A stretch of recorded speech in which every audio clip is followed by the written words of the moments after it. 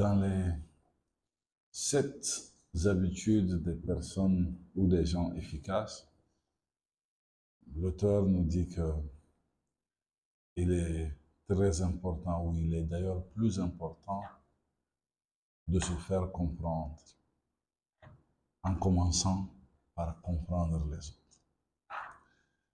Et là, il nous dit que la compréhension, c'est un effort que nous devons nous imposer à l'égard des autres pour pouvoir obtenir de même de leur part. C'est comme si c'était un investissement qu'il fallait faire pour pouvoir obtenir un retour sur investissement. Je vous parle de ce principe qu'il a cité parmi les 7 habitudes des personnes efficaces parce que il y a bien évidemment une réflexion qui a suscité énormément de pensées. C'est celle qui dit ceci. Elle dit que 2 cœurs qui cherchent à se comprendre génèrent forcément plus d'intelligence que 2 cerveaux qui essayent chacun d'avoir raison. Ça donne à réfléchir, n'est-ce pas? Parce que bon, on croirait que l'intelligence, c'est comme on l'entend aujourd'hui, c'est cette capacité à argumenter, à convaincre, à persuader. Alors que parfois, ces mécanismes de persuasion qui servent à convaincre sont souvent, très souvent d'ailleurs, dans leur grande majorité, font fi des profondeurs de l'humain, ne tiennent pas compte de l'humain dans toute sa splendeur, et que parfois nous pouvons arriver à de meilleurs résultats en n'écoutant pas pour répondre, mais en écoutant pour comprendre, en trouvant les voies et moyens pour nous imposer à nous-mêmes la sensation ou en fait les effets de ce que l'autre vit, en nous positionnant comme si c'était dans un simulateur pour simuler les choses qui font que les autres pensent, agissent et réfléchissent comme ils le font. Et à partir de ce moment, on pourra peut-être avoir la réponse la plus intelligente au sujet abordé avec eux. Je pense que c'est là aussi le challenge, et c'est ce qui fait la différence réelle entre ceux qui ont eu la grande chance d'être dotés de maturité et ceux qui ont moins de chance en se retrouvant dans la case de l'immaturité. Parce que l'immaturité, c'est quand même une incapacité notoire à pouvoir regarder les choses à partir des perspectives d'autrui. Et que lorsque une personne est en état d'incapacité, elle ne raisonne que selon ses besoins. Elle ne raisonne que selon ses envies, que selon ses objectifs, que selon ses problèmes, que selon ses intérêts. La vie elle-même, pour cette personne, se limite à sa personne. Et cela rend bien évidemment bon nombre de choses complexes et compliquées. Parce que bon, nous connaissons tous l'expression, entre guillemets, personne n'est l'ombrelle du monde. Donc, tant que vous n'êtes pas l'ombrelle du monde et que vous voulez que tout se fasse selon vous, il y a de fortes chances que rien ne se passe selon vous. Mais que par contre, si vous vous arrangez dans la case de la maturité et que vous prenez fréquemment le temps d'observer les situations selon les angles des autres, que lorsque vous produisez quoi que ce soit, vous tenez compte des intérêts des autres aussi. Vous tenez compte de leurs besoins aussi. J'y ajoute aussi parce que cela ne signifie pas s'oublier. Il s'agit réellement de commencer la réflexion par les autres sans s'oublier et la finir par soi-même. C'est trouver en fait cet équilibrium entre ce qu'il me faut et ce qu'il nous faut.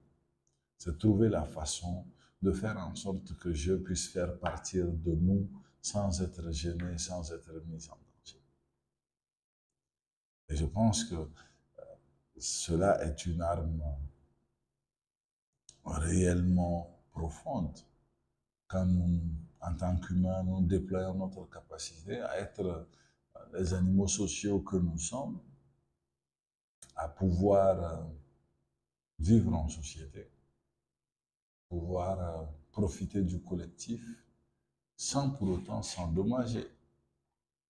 Maintenant, vous le savez déjà, il n'existe aucune relation parfaite.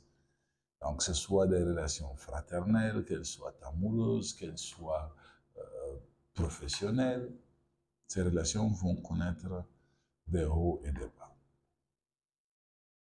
Et je pense qu'appréhender, oui, il faut être en mesure de comprendre et de savoir que le conflit viendra et de se préparer pour le conflit.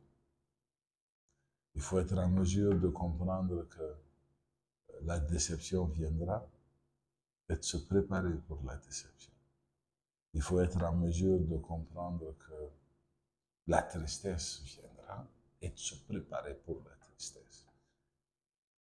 Et je pense que c'est déjà cette compréhension de base qui dit que peu importe ce que nous partageons, un jour, les nuages viendront et il pleuvra. Et je vais devoir résister à la pluie, tout comme j'ai profité du soleil. Et je pense que c'est juste parce que tout ne peut pas être bien et à ma guise. Si tout était bien et à ma guise, la vie elle-même n'aurait point de sens. Si tout était bien à ma guise, cela signifierait que des sentiments aussi fondamentaux que le manque n'existerait pas. Imaginez un monde dans lequel le manque n'existerait pas, ce qui serait automatiquement synonyme d'un monde dans lequel l'amour n'existerait pas, le désir n'existerait pas, parce que l'amour et le désir sont quand même une réponse au manque. Et si vous vous trouvez dans un monde où la tristesse ou la colère n'existent pas, alors que bon nombre d'entre nous sont motivés par une forme de tristesse ou par une forme de colère. Donc ça voudrait dire que si nous effaçons, en tout cas, les émotions pensées négatives, parce que parfois les gens disent que ce sont des émotions négatives, ce n'est pas, je ne suis pas entièrement d'accord, mais que si nous débarrassons des émotions qui sont pensées être négatives, cela signifie aussi que nous nous débarrassons de celles qui sont pensées être positives. Parce que entre ces deux, c'est comme si c'était les branches d'un même arbre. Et en voulant couper la racine d'une branche, on risque de mettre fin à la vie de l'arbre. Tout ceci pour dire que l'humanité elle-même exige de nous que nous puissions sortir de ce qui est convenable pour nous et que nous apprenons à être confortables avec l'inconfortable et surtout avec l'inconvenable. Pas dans un esprit d'acceptation maniaque, mais beaucoup plus dans un esprit de préparation, se disant que peu importe ce qui se passe, je suis prêt à y faire face. Et je pense que c'est cela qui fait la différence entre le résigné et le résilient. Parce que le résigné accepte ce qui se passe en se disant je n'y peux rien. Et le résilient se dit peut-être, voici ce que j'ai en face de moi, mais le nécessaire sera fait pour que j'aie gain de cause. Et je pense réellement que nous devons fréquemment dans nos relations, nous positionner dans le sens de la compréhension des autres. Il faut comprendre les autres tels qu'ils sont. Et il faut leur faire confiance sur deux choses fondamentales. La première, faites confiance aux autres d'être eux-mêmes. Ils seront toujours eux-mêmes. Donc, si vous observez des comportements chez eux et que vous comprenez que c'est leur façon de faire, leur façon d'être, faites-leur confiance d'être cela. La deuxième chose, faites-leur confiance sur leur humanité, ce qui signifie qu'ils sont eux aussi à la quête du bonheur, tout comme vous l'êtes, qu'ils sont eux aussi faillibles, tout comme vous l'êtes, qu'ils peuvent eux aussi se tromper, tout comme vous le faites, et que rien de cela ne mérite une sanction ultime. Je termine en partageant avec vous ma citation favorite, qui vient d'Israël Erdiouroumak. Il dit ceci, il dit que nous sommes tous plus grands que les plus grands de nos péchés. Et que c'est pour cette raison que la tolérance est l'essence de l'humanité. Je vous remercie et à la prochaine.